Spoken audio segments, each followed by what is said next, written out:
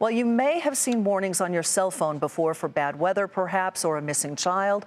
But this week, New Yorkers received a very new type of emergency alert, the hunt for a terror suspect. This all comes just as the Federal Communications Commission is fighting to update the wireless emergency alert system. But it may not be so easy. Andrea Day has the story.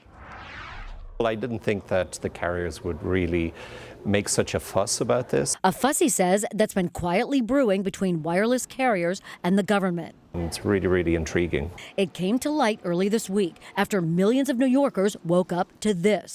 The nation's wireless emergency alert system blaring from cell phones. The message, the name and age of a man allegedly connected with the bombings, and instructions, see media for PIC and call 911 if seen. This is a modern approach that really engaged the whole community, so yes, we will use it. But critics say the virtual wanted message for Ahmad Rahami wasn't enough, especially today. Professor Darren Hayes specializes in information technology at Pace University. If you're going to put out an alert about a terrorist suspect, you have to have some kind of picture of that person, or at least a link where people can find out more information. The current system can just be 90 characters long. So how does that compare with social media? It's about 2/3 of a tweet. According to Hayes, the message left out critical information, like the suspect was considered armed and dangerous, which he says may have caused more confusion and fear. With millennials, they're used to social media, they're used to visual or graphics, and so we need to think about how to make alerts so that people will take more notice of them.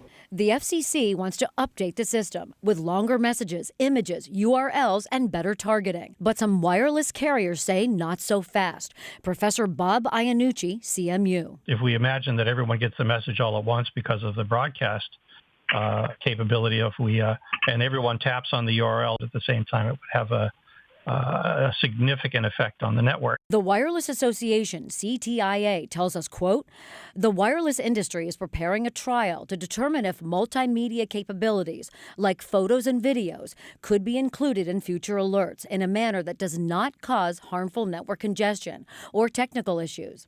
The government will win out at the end of the day. And he says that's because the vast majority of people will just demand to have more information.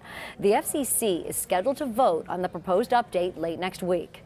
I'm Andrea Day for Nightly Business Report.